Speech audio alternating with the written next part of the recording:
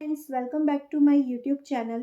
आज हम लोग डिस्कस करने वाले हैं इंग्लिश पेडागोजी के मेथड्स और अप्रोचेस के बारे में। Methods of teaching English. A method is a procedure based on some assumptions. It determines what skills and content are to be taught and in what order. मतलब ये जो method होता है ये एक ऐसा प्रोसीजर रहता है जो कुछ एजम्पशंस पर बेस्ड रहता है।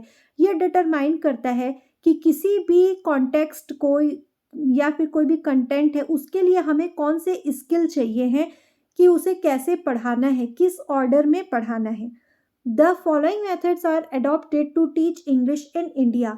मतलब इंडिया में इंग्लिश पढ़ाने के लिए ये फॉलोइंग मेथड्स हम लोग यूज़ करते हैं। पहला है आपका ग्रामर ट्रांसलेशन मेथड, दूसरा है आपका डायरेक्ट मेथड, तीसरा है आपका डॉक्टर वेस्ट मेथड, फिर है आपका सब्स्टिट्यूशन टेबल मेथड और फिफ्थ है आपका bilingual method. These methods are further grouped into, ये जो मेथड्स हैं इनको फर्दर ग्रुप किया गया है ओल्ड मेथड और न्यू मेथड्स में। ओल्ड मेथड्स में क्या होता है, जो पुराने तरीके थे, और न्यू मेथड्स में हम लोगों ने नए तरीके लेके आए। ओल्ड मेथड में आपका ग्रामर ट्रांसलेशन मेथड और डायरेक्ट मेथड्स आते हैं, जिसको आप ग्रामर ट्रांसलेशन मेथड को भी हम लोग डिटेल में पढ़ेंगे अभी आगे। लेकिन अभी आपको इतना याद रखना है कि ओल्ड मेथड में एक जीटी मेथड या ग्रामर ट्रांसलेशन मेथड, जिसे हम लोग क्लासिकल मेथड भी कहते हैं या ट्रेडिशनल मेथड भी कहते हैं, और दूसरा है आपका डायरेक्ट मेथड। फिर न्यू मेथड्स में आपका आता है doctor West new method, substitution table method और bilingual method. Grammar cum translation method. It is one of the oldest method of teaching English in India. मतलब कि इंग्लिश का ये ओल्डेस्ट मेथड है इंग्लिश पढ़ाने का इंडिया में। It is also known as classical और ट्रेडिशनल मेथड। इसे हम लोग क्लासिकल और ट्रेडिशनल मेथड के नाम से भी जानते हैं। Mother tongue dominates this method. इस मेथड में मदर टंग जो है वो डोमिनेट करती है। Explanation of grammatical rules is provided. मतलब ग्रामर के रूल्स इसमें पढ़ाए जाते हैं। It is based on maxims from known to unknown और unit of teaching is word. ये ऐसे ही जो पॉइंट्स है डायरेक्ट उठ करके एग्जाम्स में आते हैं, इसलिए आपको पूरा इसको अच्छे से पढ़ना है। ओल्डेस्ट मेथड तो सब जानते हैं कि जो ग्रामर ट्रांसलेशन मेथड है इसको हम मतलब सबसे पहले लाया गया था। जैसे कि आप एक एग्जाम्पल से देख सकते हैं, सीता इज़ गोइंग मार्केट। तो इसमें क्या होता था कि पहले उसमें बताया जाता था कि सीता बाजार जा रही है, उसके बाद हम लोग उसे इंग्लिश में पढ़ाते थे Sita is going to market. तो ये इसको मतलब कि पहले हिंदी में बताते थे फिर इंग्लिश में बताते थे। तो पहले मदर टंग का यूज़ किया फिर उसके बाद इंग्लिश का यूज़ किया, ठीक है। फिर है it is also known as classical और ट्रेडिशनल मेथड। इसका दूसरा नाम है क्लासिकल मेथड या ट्रेडिशनल मेथड। नेक्स्ट है आपका mother tongue dominates this method. Mother tongue इसको डोमिनेट करती है। Explanation of grammatical rules is provided. इसमें ग्रामर के रूल्स का एक्सप्लेनेशन प्रोवाइड किया जाता है। ये नोन से अननोन की तरफ जाता है। जैसे हिंदी आपकी नोन लैंग्वेज है और इंग्लिश आपकी अननोन लैंग्वेज है, तो नोन से अननोन की तरफ जाएगा। फिर आता है unit of teaching is word. इसमें वर्ड का ये बहुत इंपॉर्टेंट पॉइंट है कि यूनिट ऑफ टीचिंग इसमें क्या रहता है, वर्ड। मतलब एक एक वर्ड को समझाते हुए टीचर चलता है, एक एक वर्ड को प्रोनाउंस करता मतलब कि ट्रांसलेट करता है, उसके बाद पढ़ा करके बताता है। मतलब एक एक वर्ड का ट्रांसलेशन करता है टीचर, ठीक है। तो इसमें यूनिट ऑफ टीचिंग क्या होगा, वर्ड हो जाएगा। नेक्स्ट मेथड है आपका direct method. It is also known as natural, reformed और बर्लिट्स मेथड। डायरेक्ट मेथड का नाम है नेचुरल मेथड भी इसे कहा जाता है, रिफॉर्म्ड मेथड भी कहा जाता है और बर्लिट्स मेथड भी कहते हैं। It evolved as a reaction against grammar translation method. ये ग्रामर ट्रांसलेशन मेथड के रिएक्शन में आया। लोगों का कहना था कि इस ग्रामर ट्रांसलेशन की वजह से बच्चों में फ्लुएंसी नहीं आ पा रही है बोलने में, है ना, वो लोग कम्युनिकेशन में बहुत अच्छे नहीं हो पा रहे हैं। तो उसके रिएक्शन में आया आपका डायरेक्ट मेथड। डायरेक्ट मेथड में क्या होता था कि जो भी लैंग्वेज है, टारगेट लैंग्वेज जिसको बच्चे को पढ़ाना चाह रहे हैं, उसको डायरेक्टली पढ़ाते थे। इसमें मदर टंग का कोई भी यूज़ नहीं किया जाता था। जैसे अगर बताना है हमको इंग्लिश में कि जैसे कि किसी के बारे में बता रहे हैं, पहले वाला ही एग्जांपल ले लेते हैं, Sita is going to market, तो डायरेक्ट पढ़ाएँगे, उसमें कोई उसको हिंदी में नहीं बताया जाएगा कि सीता बाज़ार जा रही है या ऐसा कुछ नहीं, डायरेक्ट उसको पढ़ाएँगे। लोगों का मानना था कि वो यूज़ करते-करते लैंग्वेज को डायरेक्ट सीख जाएँगे। The real aim of this method is to make the learner acquire a real command over the language without the intervention of the mother tongue. जैसे कि फॉरेन कंट्रीज़ में क्या होता है, जहाँ की लैंग्वेज ही इंग्लिश है, तो उनकी इंग्लिश क्या होती है, बहुत अच्छी बचपन से ही रहती है। क्यों? क्योंकि वहाँ का मदर टंग है वही। तो लोग उसी कॉन्सेप्ट पे चलते थे कि डायरेक्ट इनको पढ़ाया जाए, उससे क्या होगा, उनको रियल कमांड आएगा लैंग्वेज में। Grammar is taught inductively and directly through examples, है ना। इसमें ग्रामर को इंडक्टिवली पढ़ाया जाता था, डायरेक्टली इनडायरेक्टली पढ़ाया जाता था। इंडक्टिवली और इनडायरेक्टली, डायरेक्टली ग्रामर नहीं पढ़ाते थे कि सब्जेक्ट समझा रहे हैं, वर्ब समझा रहे हैं, नाउन प्रोनाउन ये सब नहीं, डायरेक्ट पढ़ाया जाता था। बच्चा बोलते बोलते ही ऑटोमेटिकली सीख जाता था, तो इनडायरेक्टली ग्रामर्स को पढ़ाया जाता था इसमें।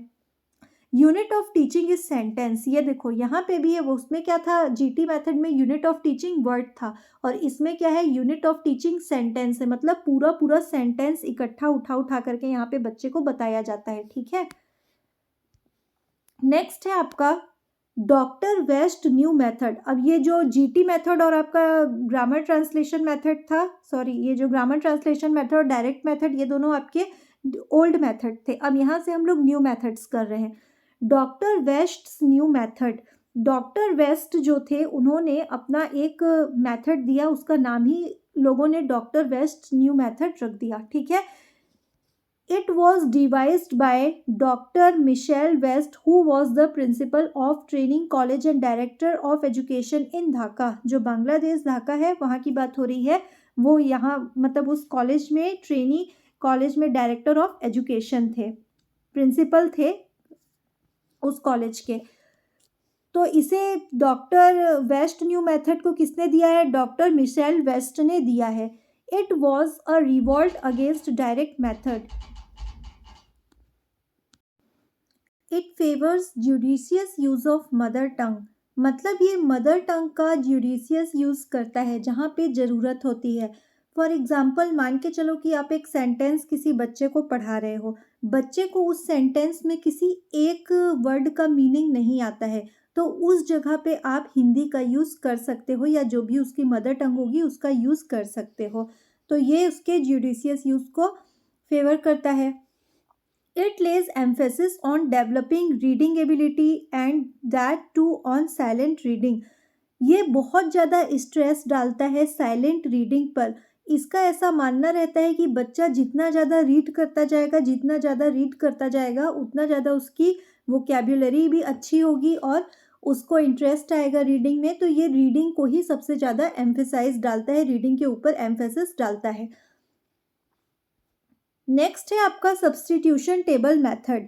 सब्स्टिट्यूशन टेबल मेथड में क्या होता है, सबसे पहले इसको डेवलप किसने किया था, तो सब्स्टिट्यूशन टेबल मेथड को डेवलप किया था एच.ई. पामर ने। ये क्वेश्चंस डायरेक्ट आते हैं, सारे पॉइंट्स को अच्छे से करना है।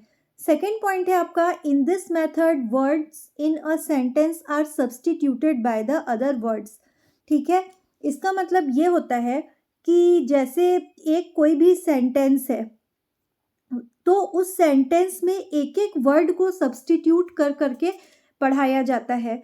जैसे कि एक एग्जाम्पल हम लोग इसका लेते हैं कि Ram is going to market. अब Ram is going to market को हटा दिए, वहाँ पे कर दिए hospital, Ram is going to hospital. तो यहाँ पे क्या होता है, मतलब एक वर्ड को सब्स्टिट्यूट कर करके पढ़ाया जाता है। It was a devised to supplement the direct method, ये क्यों आया था, डायरेक्ट मेथड को सप्लीमेंट करने आया था, उसके अपोजिशन में नहीं आया था, उसको सप्लीमेंट करने के लिए आया था।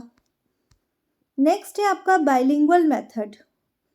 बाइलिंगुअल मेथड को किसने दिया था, सीजे डॉटसन ने दिया था। ये क्वेश्चन आपका बहुत बार एग्जाम में पूछा है, जो बाइलिंगुअल मेथड है उसको किसने दिया था, तो सीजे डॉटसन ने दिया था। It was developed in the late 1960s, ये मतलब 1960s के आखिरी में आया था ये method. It was a Midway between grammar translation method and direct method. तो जो आपका ग्रामर ट्रांसलेशन मेथड होता है और जो डायरेक्ट मेथड होता है, उनके बीच में ये एक मिडवे का काम करता है। इसको हम लोग सैंडविच टेक्निक भी बोलते हैं। ये जो आपका मेथड है, इसको और क्या कहा जाता है? सैंडविच टेक्निक भी कहा जाता है। इसे सैंडविच टेक्निक क्यों कहा जाता है? सैंडविच टेक्निक भी इसको कहते हैं बिकॉज ये क्या करता है, सॉरी यहाँ पे इसके स्पेलिंग मिस्टेक है। सैंडविच में SANDWICH, सैंडविच, ओके।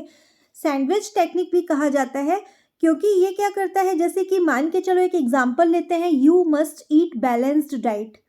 एक एग्जाम्पल हुआ। अब इसमें टीचर लिखेगा तुम्हें संतुलित आहार अवश्य खाना चाहिए, बीच में लिखा, उसके बाद you must eat balance diet वापस से। मतलब कि पहले एक जैसे इंग्लिश में एक सेंटेंस को कहा गया, फिर उसके बाद बीच में हिंदी उसको बताई गई, वापस से इंग्लिश में। जैसे you must eat balance diet, पहले टीचर ने ये बताया, उसके बाद फिर उसी का ट्रांसलेशन कर दिया इसमें हिंदी में, तुम्हें संतुलित आहार अवश्य खाना चाहिए। फिर वापस से इसका ट्रांसलेशन इंग्लिश में किया, you must eat balanced diet. ठीक है, तो एक तरीके से ये सैंडविच के जैसा फॉर्म हो जाएगा। ठीक, इसको हम लोग मतलब सैंडविच टेक्निक भी कहते हैं, इसीलिए कहा जाता है। ठीक है, इसके अंदर क्या होता है, 3 स्ट्रक्चर्स आते हैं। इसको आप हम लोग नेक्स्ट जब अच्छे से डिटेल में इस चैप्टर को करेंगे तब करेंगे। इसमें PPP को याद रखना। ये जो बाइलिंगुअल मेथड है, ये आपका डायरेक्ट एग्जाम्पल में पूछा गया है कि इसमें 3 फेज स्ट्रक्चर रहते हैं, इसमें PPP का फुल फॉर्म क्या रहता है। तो पहला वाला इसका रहता है प्रेजेंटेशन, फर्स्ट वाला है आपका ये प्रेजेंटेशन, सेकेंड है इसका प्रैक्टिस, और थर्ड है इसका प्रोडक्शन। ठीक है, ये जो PPP होता है इसका फुल फॉर्म यही होगा। ये जैसे PPP है तो इसमें से एक है आपका प्रेजेंटेशन, एक है प्रैक्टिस और एक है आपका प्रोडक्शन। ठीक, नेक्स्ट में तो यहाँ तक आपका हो गया ये कंप्लीट। इसमें 5 मेथड्स आपने कर लिए हैं। अगर वीडियो पसंद आया हो तो लाइक, शेयर और सब्सक्राइब कीजिएगा। मिलते हैं हम लोग नेक्स्ट वीडियो में।